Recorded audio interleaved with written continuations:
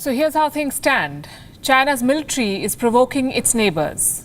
China is trying to grab territory. Its president wants to tighten control on Tibet. But he's ignoring the troubles that stare him in the face. I'll give you the latest list of 3. Chinese banks are bleeding, Chinese oil companies are on a slippery slope, and China may be running out of food. Let's start with the mega banks. They are in big trouble. China's 5 largest banks have reported their biggest profit declines in at least a decade, all of them down by at least 10% year on year. The 5 banks are the Industrial and Commercial Bank of China, China Construction Bank, Agricultural Bank of China, Bank of China, and the Bank of Communications.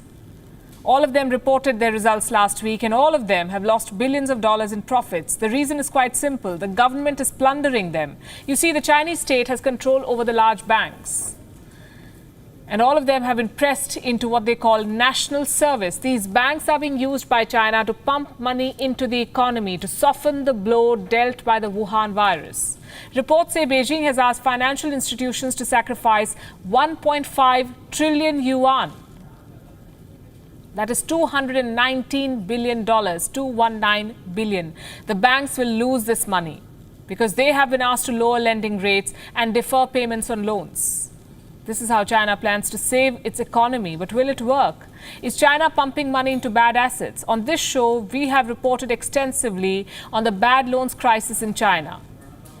Let me recap the extent of it. China's banks have to deal with almost $480 billion worth of non-performing loans this year. I'm not saying this. This number comes from China's top banking regulator, the China Banking and Insurance Regulatory Commission.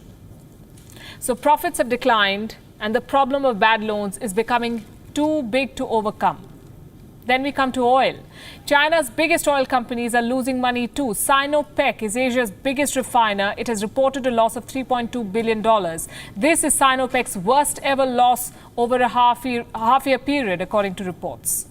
PetroChina is China's biggest oil producer. It has posted an even bigger loss, 29.98 billion yuan. That's a little more than $4 billion lost.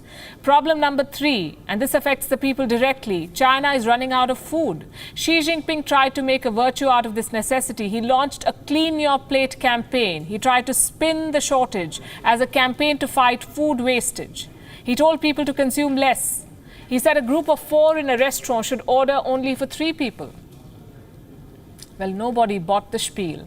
That campaign has reportedly led to panic. The fears of a potential food crisis are now looking real. According to a report, many farmers in China are hoarding crops. They believe that there will be a shortage of supply in this season and prices will rise, so it's better to hold on to the crops.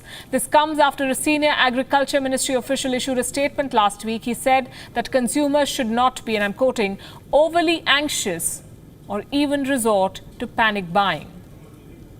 Seems like assurances like these are not working. The effect they achieve is quite the opposite. Xi Jinping finds himself in quite a soup. Declining profits, a potential food crisis, floods, job losses. How does he deal with all of them? By cooking up a new crisis, another border provocation, more territorial claims. Will his distractions work? We'll keep track for you.